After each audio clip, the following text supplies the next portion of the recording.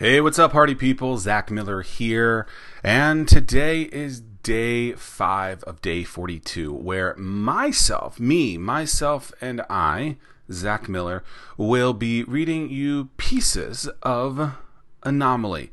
Now, I actually should have said it's day 5 of 42-ish, because, look, if I miss a day, I don't want you guys to, be sad. So, I am going to be reading to you, chapters in Anomaly, and this is the 5th part, titled Chapter 4.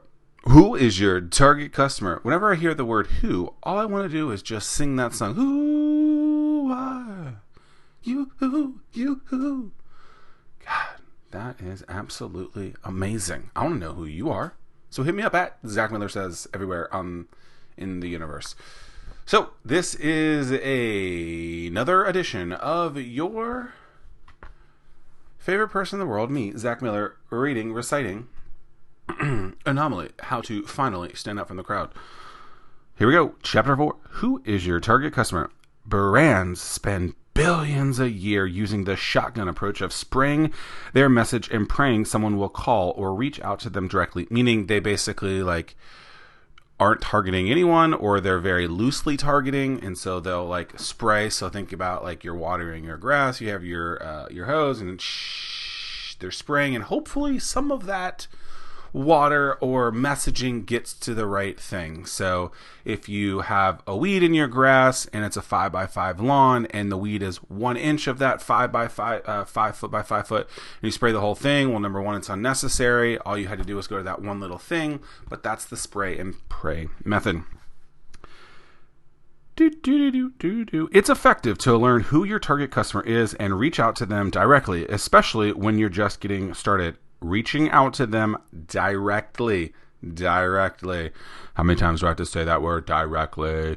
Who is your audience and what do they need? The process of learning as much about a person or business as you can is the definition of target customer research. Picture this. Take a little snapshot. Choo choo.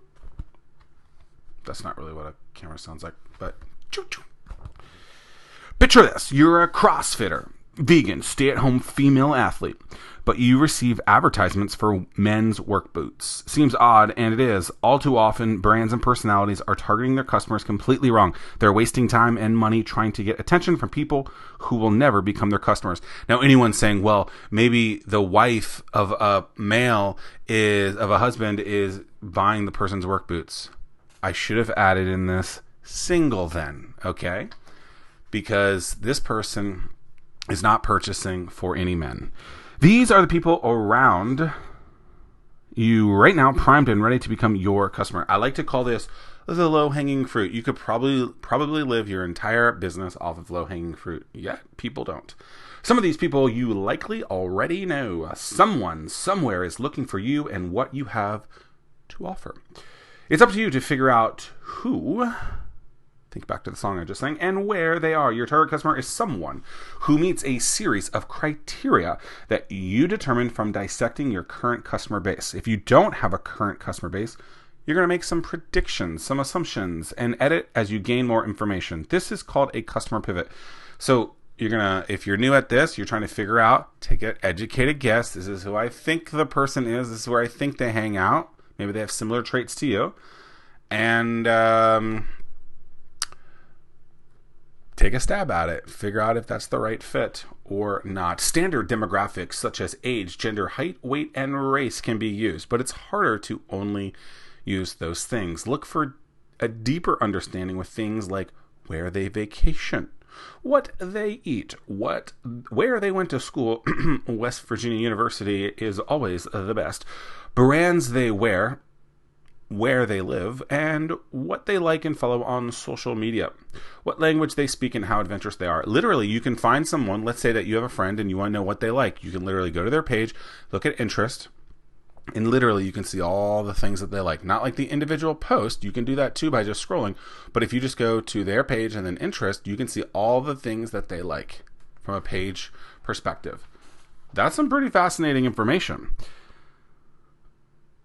who they follow on social media, what language they speak, and how adventurous they are. Are you willing to jump out of a plane? Tell me, are you? I would love to, but haven't. If you sign up for a Wink membership, a fantastic Wine of the Month club, you're asked a series of questions in order to better understand your palate. So basically, they send you wine every month club. Wink, WINC.com. And when you onboard with them, when you sign up, they ask you like a series of 5 questions. The questions range from, how do you like your coffee? And then the answers are like black, lots of cream, lots of sugar, things like that. And would you jump out of an airplane? To what are your favorite fruits, and whether or not you like steak, scallops, or spicy food. These questions help them, Wink, better understand you to provide you with wine you'll more likely enjoy. What's stopping you from doing this with your brand in order to provide your customers with the product, services, or content that will most resonate with them? So like you fill out this 5 questions, and at the end it's like, okay, we think that you like these varietals, I think is the word, this style of wine, red, white, whatever. But it's pretty cool. Let's say you have a sample size of 1K followers. That's 1,000 followers or customers. That's not a bad size list. It's one that could provide you with some financial success if you took a little time and energy to better understand who they are. You can do this by creating a poll or survey with targeted questions based on what you need to know about them. You can poll your network through a Facebook post, LinkedIn group, questions, or even through an email to your network with a series of questions. Or you can just simply reach out to those 1,000 people one-to-one. I know, Zach, it's a lot of work. Okay, well, do you want to move forward or do you want to lose? It's that simple. You may learn. You'll also want to get standard data like college level completed, age, gender, and race. You may learn that one demographic is an overwhelming majority of your customer base, and you can create marketing campaigns that speak to those trends. Knowing your target customer is a multi-step process. You need to know who they are, what do they look like, where can I find them, and what appeals to them. If you don't answer all 4 of these, you'll miss out on key information and likely never convert any of them into customers. If you guys are liking what you're listening to, please subscribe and follow along right here at Zack Miller Says. That's ZACK Miller Says. And if you want to find me in other places, just do that same thing, at Zack Miller Says. There are lots of ways you can start learning about your target customers. You can leverage your personal network and survey or interview a select group of people who you believe to fit the bill of your target customer. By doing this, you're getting direct one-to-one knowledge as to what their pain points and problems are. A pain point or problem is the challenge your prospect is currently experiencing. It could be as simple as needing groceries delivered from the grocery store, or as complex as a serious health issue. The problem doesn't matter. What matters is if you solve their problem and create a relationship, or if you can't help them find someone else who can. That's an amazing thing if you can have someone else help them when you can't. It just goes further. If you have a solution they're looking for, you can start putting them into your sales funnel, which we will go into more detail about in a later section. Compile a list of assumptions of what you think the problem is, and then create surveys asking questions around these problems. Send it out to the list you have compiled, that list of 1,000 people, or if it's 10, or if it's 1, whatever the list is, or if it's 50 million. Collect all their data from the surveys and paste it into a spreadsheet. As you progress with your target customers, ask if you can update them on what you're working with.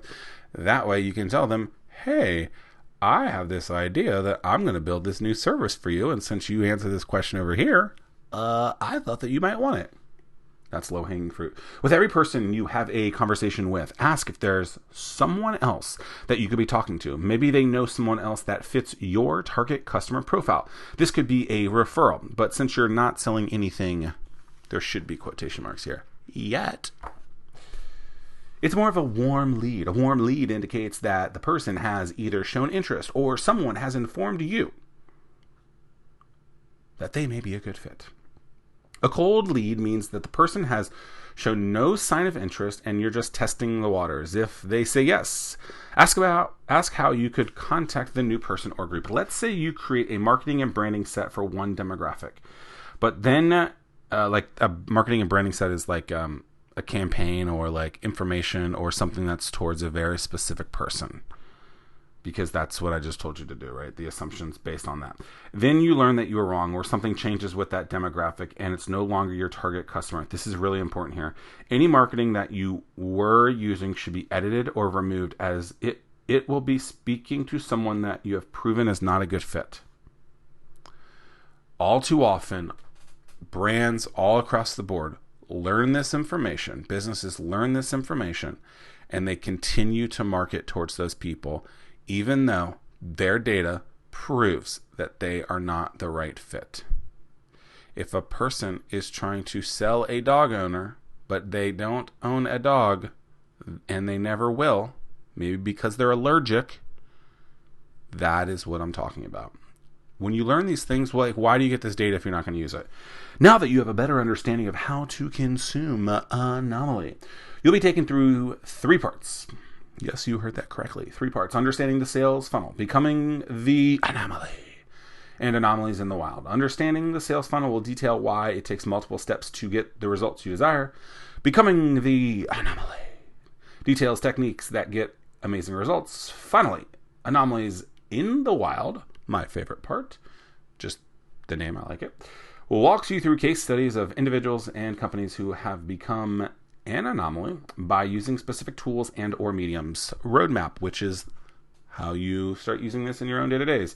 Determine your target audience / customer.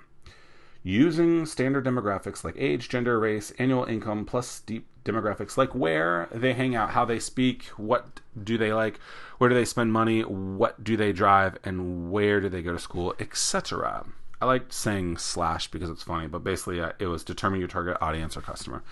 Number 2, what are 3 unique identifiers of your target customer? What challenges or pain points do your targets have? What type of questions are they asking you? And number 5, select 5 to 10 keywords and key phrases that your targets use in their vernacular and what they search online. Don't get cute. If you guys are enjoying this, please subscribe, download wherever you're listening, and tell your friends if you think this is great. This has been another chapter of Anomaly, HTFSOFTC, which is how to finally stand out from the crowd. Subscribe, tune in each and every day while I am reciting a chapter of Anomaly. And if you guys have questions, hit me up, Zack at startwithhatch.com. That's ZACK at startwithhatch.com. Follow me on the internet at Zack Miller Says. It's not Sebs. Zack Miller Says. And that's it. Appreciate you listening. Peace and pancakes, y'all. And Anomaly is a cool word. Yes.